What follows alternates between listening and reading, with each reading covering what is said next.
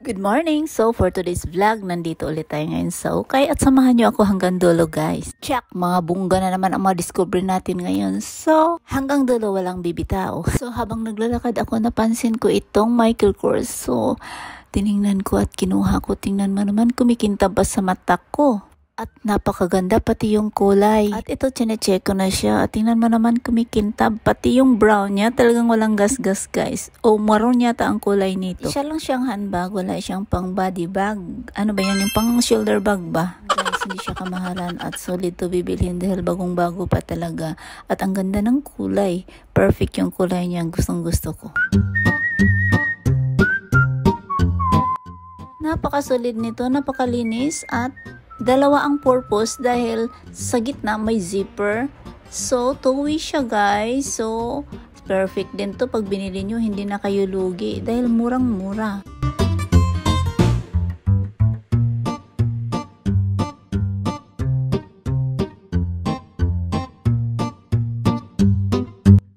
So, may nakita akong katabi rin niya. Ito rin maganda to. Tingnan mo naman guys, pang shoulder bag naman siya. Ang laki rin nito. Sulit tamang tama lang sa pang guys, pang casual. Araw-araw pwede mo to siya gamitin. Maganda din ang kulay. Simple, ayan. Perfect sa mga casual na kasuotan mo. So solid ito guys. So check natin yung puwet. Tingnan mo walang gasgas at ang ganda pa rin niya guys. So solid din ito.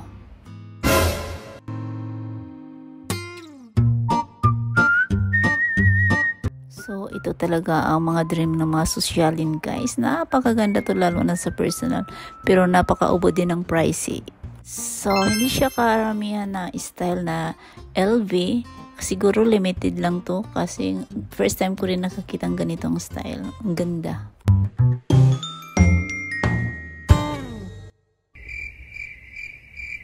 Ay, naku, Chanel. Kailan kaya kita maging akin? Ito na guys, napakaganda nitong Chanel. Chanel. Idaan na lang natin sa biro dahil hindi talaga natin to kaya. So, may nakita ako dito sa salamin. Napakaganda rin na LV na to. Ito yung mga uso rin to ngayon eh. Ito yan.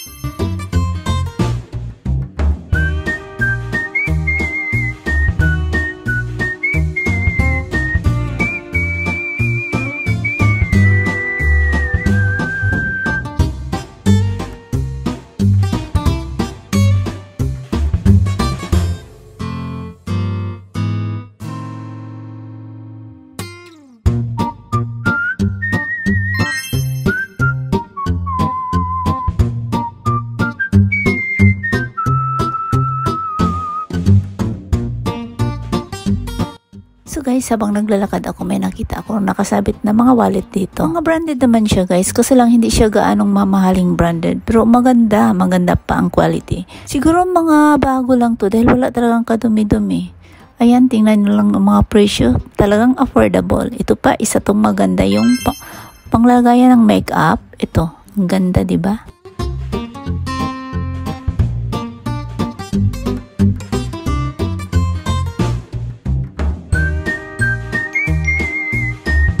Ito din ang ganda ng kulay guys, diba? Yung Samantha. Ang ganda rin to, mura na yan ang presyo. Pwede na to sa mga sa mga bagets, sa mga wala pang pangbili. Ayan. Ay, ito pa, maganda rin. So, ito naman ang napakabongga na naman nito guys. So, pambili na to ng bahay sa probinsya. Char. At titingnan nyo na lang ang mga presyo nandun na sa screen. Nilagay ko na kasi nahihilo na rin ako kakukwenta. Kaya guys, siguro yung iba napakamahal dahil mga limited edition kasi rin yan guys eh. Kaya pang bihira mo lang makikita din. Bihira ang items kaya siguro mahal.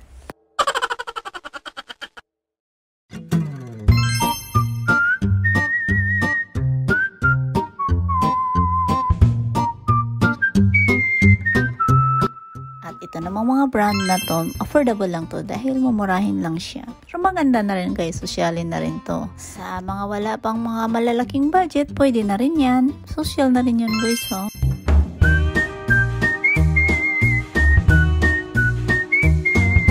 Ay nako, may nakita ako ditong Prada. So, yun na ang humusga guys. Bakit ganito na to? Napakadumi. Pero Prada naman siya guys. Pero pag binili mo naman siya, hindi na siya pricey dahil ganyan na ang quality niya. Hindi na siya good condition. Pero legit talagang Prada yan guys. Hindi yan fake.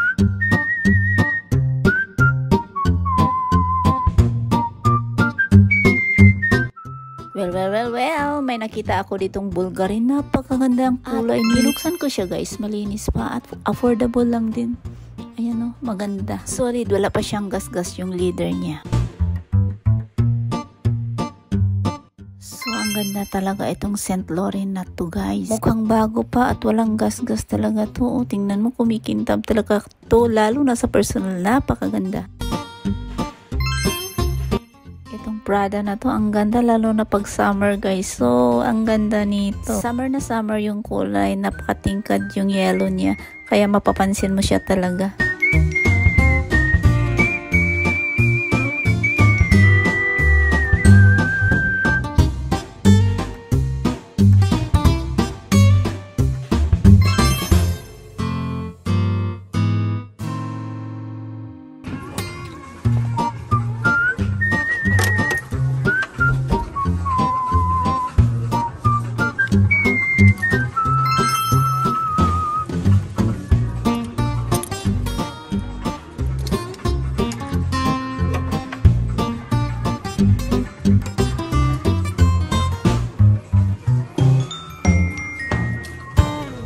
So, napakasimpleng bag na to. Akala ko naman kung ano. So, nung tinignan ko yung presyo, bakit mahal? Ay, nako, nakita ko na naman yung logo. Isa palang Hermes, kaya, ayan. Guys, pag mga ganito talagang item na LV na to. Hira ang mga style na ganito. Siguro mga limited edition lang to dahil minsan ko lang to makikitang ganitong style. At ang presyuhan, magugulat ka din. So, lalo na siguro pag mga bago talaga. Ito kasi ukay-ukay na.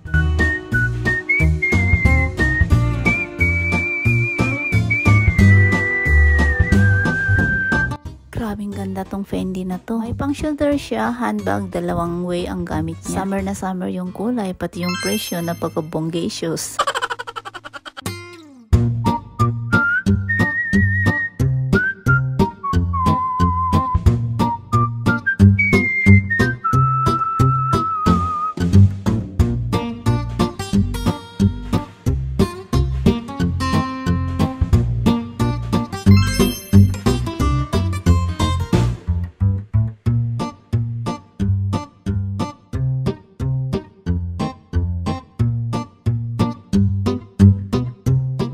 So, nandito tayo ngayon sa Chanel area. As usual, tinatype ko na yung mga presyo sa screen. Tingnan nyo na lang guys.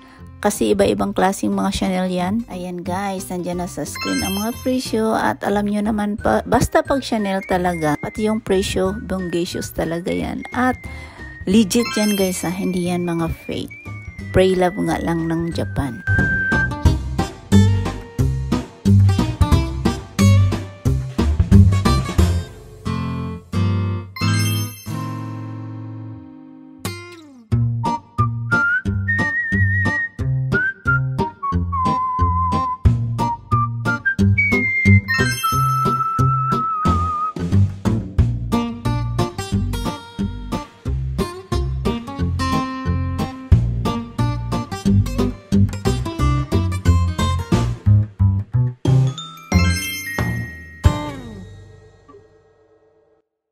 So, ang cute nitong wallet na to guys, yung Fendi niya. Talagang cute na cute. At ito naman yung maliliit na bag. Napakaliit nito sa personal. Ewan ko kung malalagay yung mga lalaking wallet nito. Siguro ginagamit lang to sa pang fashion dahil tingnan mo naman napakaliit, napaka-grabe din ang presyo. At mga mukhang bago pa rin siya guys. Okay na nga to ha, lalo na siguro pag mga bago to, magkano na kaya ang presyo? Oh, ang dami pa naman nila. Char.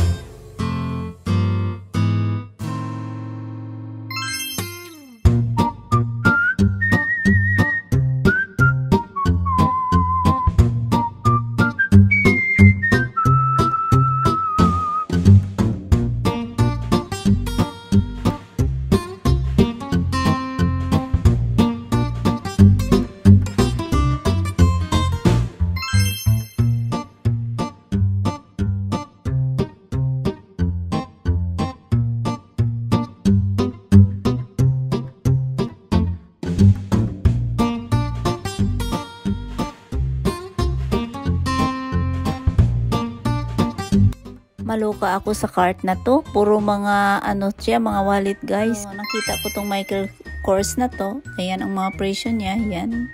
Dumi. So yung isa may nakita akong Michael Kors naman. Pero ang ganda nito. Binuksan ko talaga to dahil ayan ganda ng leather at wala siyang dumi guys. Pwede na to sa ganyang presyo dahil mahal din to eh. Kaya, pag may bumili nito, solid din. Ang daming wallet guys. Hindi ko na siya hinalungkat dahil uwi na ako. Gutom na ako.